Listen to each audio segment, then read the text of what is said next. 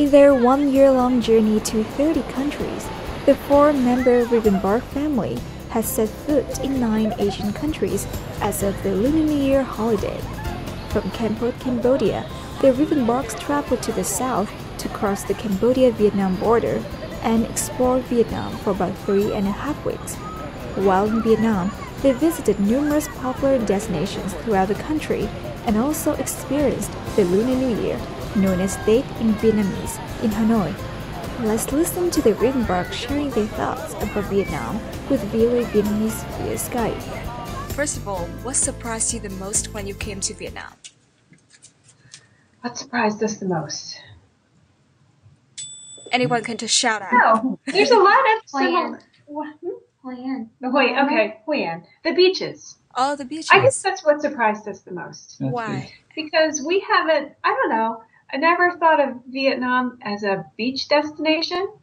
You always think of Thailand or Bali or Australia, but you never think of Vietnam, and the beaches here are amazing. Yeah, they're beautiful. So that was a big, very nice surprise. So let's say when you come back to the States, and if your neighbors, colleagues, and friends, classmates, etc. ask you how your experience in Vietnam are, what would you tell them? You can answer that. Just phenomenal, really. It's been really interesting. Before this trip, we never really heard of a lot of people talk about visiting Vietnam. No. And so it was really interesting to be here, to tour through most of Vietnam, from the south through the north, and learn a lot about Vietnam's culture, their way of life, how they live, how welcoming they are to Americans.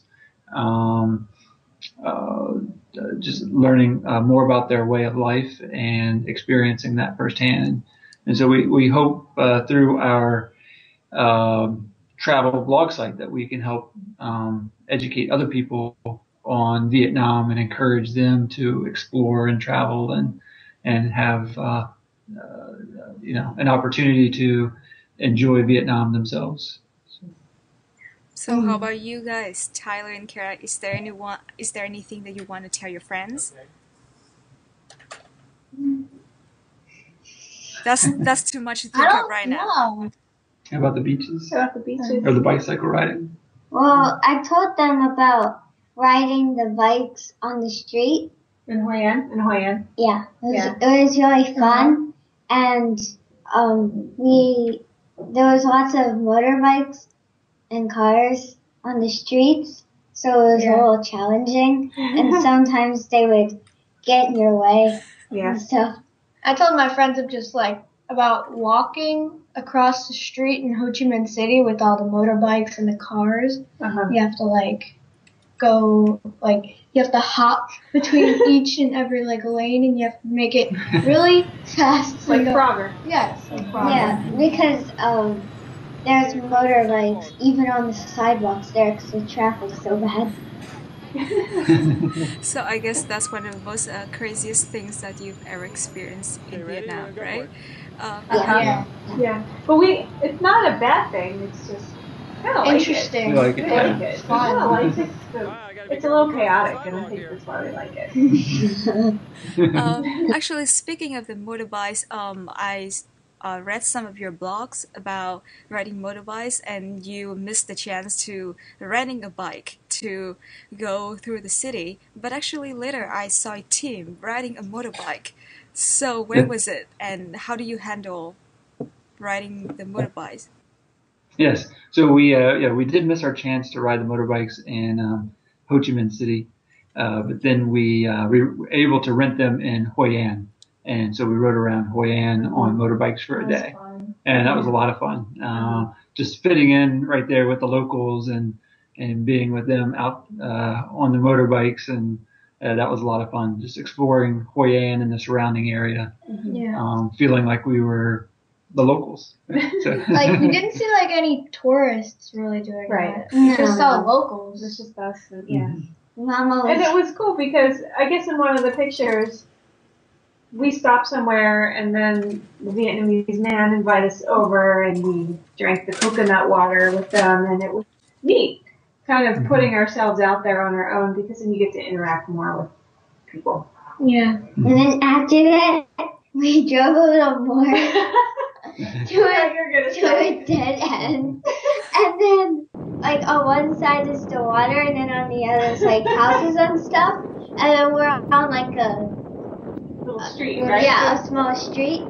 And then they both turned around fine. But then when Mom turned, she almost fell into the water. We almost drove over the side into the water. That would have been bad. We came really close. But we didn't.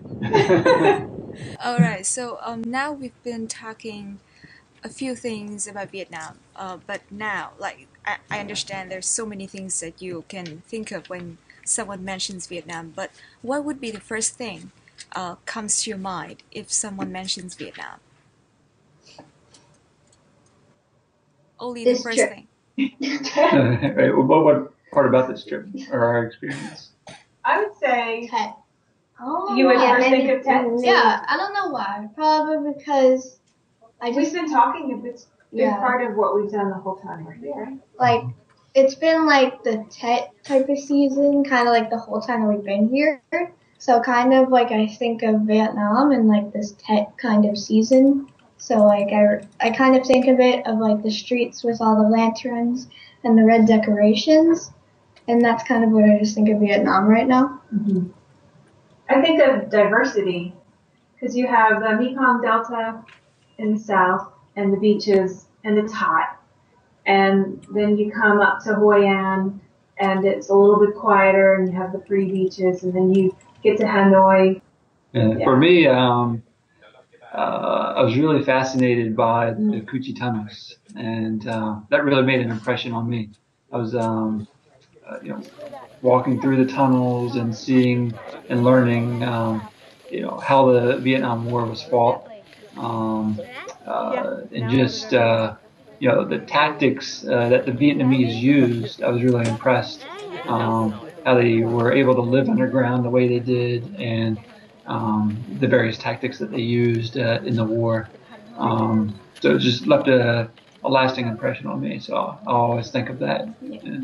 And it was also cool to like see it from like their side, because they were like fighting the Americans. Mm-hmm. So it's kind of cool to see it from like their side, and same as that, all the tactics that they used to defeat the Americans.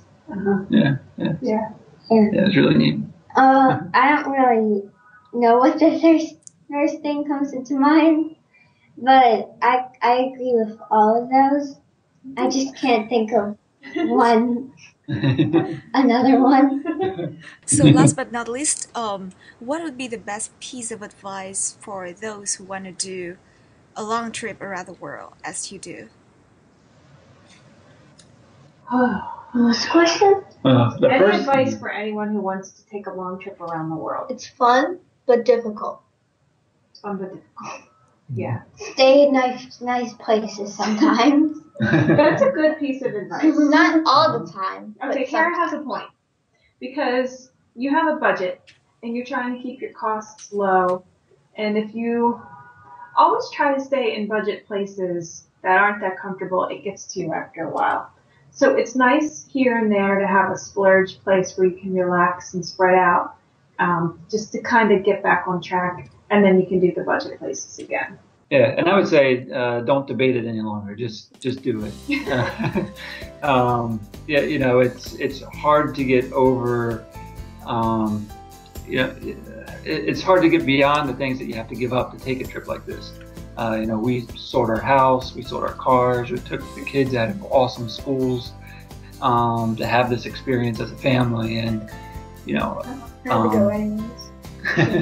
and it's been well worth it. I mean, you can't even put value on it, but for the four of us to be together as a family for a whole year, to share this experience together, to just live